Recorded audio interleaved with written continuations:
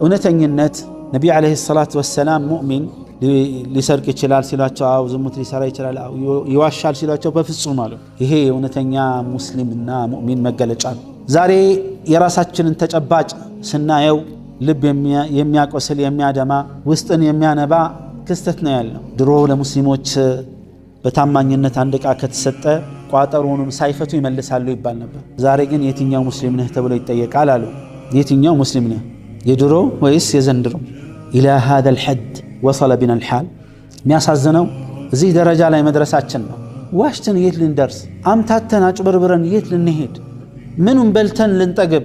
በምኑ ልንረካና ልንደሰት? እውነት ተናግሮ እውነት ኑሮ ስንት ፈተና እያለ ዋሽተን ሸውደን አታለን ህሊናችን እንዴት ያረፋል? ኢማናችን እንዴት ይጠነክራል? አላህ ዘንድ ታማኝ ነን ተብለን እንዴት ነው የምንጠራው? ቆም ብለን ራሳችንን መጠየቅ አለብን። አንድ ወንድም አገኘኝና እናንተ ብዙ ነገር ታስተምራላችሁ በጣም ደስ ይላል፣ ግን የቀራችሁ አንድ ነገር አለ። እኔ ብዙ ሰዎች ጋር አገናኛለሁ ሙስሊም መሆኔን ስናገር አይ ሙስሊም ከሆን ካንተ ጋር ምንም ውል አንዋዋልም ምንም አናረግም ይሉኛል።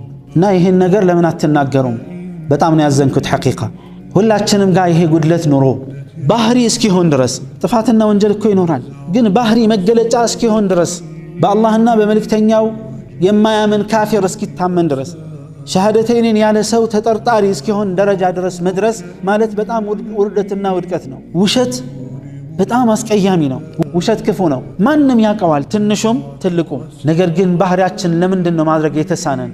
ለየትኛው ዱንያ ነው? ለየትኛው እድሜ ነው?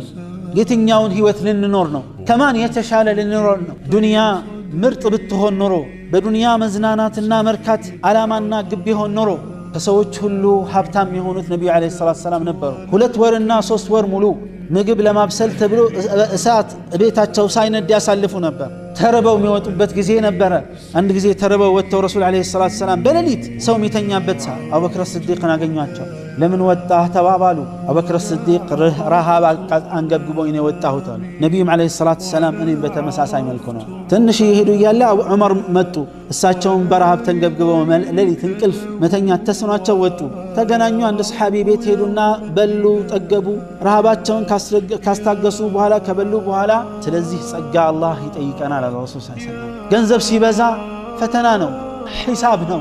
ሐላሉ ራሱ ሐራሙ ይቅርና ሐላል ሰብስበን አጠራቅመን ሒሳብ ነው ከፍተኛው ትርፍ ለአኺራ እንኳን አዘጋጅተን። ምስኪኖች ቀድመው ጀነት ሲገቡ ሀብታሞች ይዘገያሉ ለሒሳብ ለምርመራ። ከየት አመጣኸው የታዋልከው ምርመራ ራሱ አንድ ራሱን የቻለ ከባድ ነገር ነው። የሰበሰብነው በሐራም ሰውነታችን የተቀለበው በሐራም ከሆነ ዱዓችን እንዴት ነው የሚሰማው? ደሞ አናፍርም። ዱዓ ለምንን አላህ አልሰማንላል። እንዴት ይሰማል? መንገዱን ዘግተነው የአላህ ነስር እንዴት ይመጣል? ከሐራም ራሳችንን መጠበቅ የተወደደ ተግባር ነው አይደለም? ጥሩ ስነ ምግባር ነው አይደለም? እኮ ዋጅብ ነው።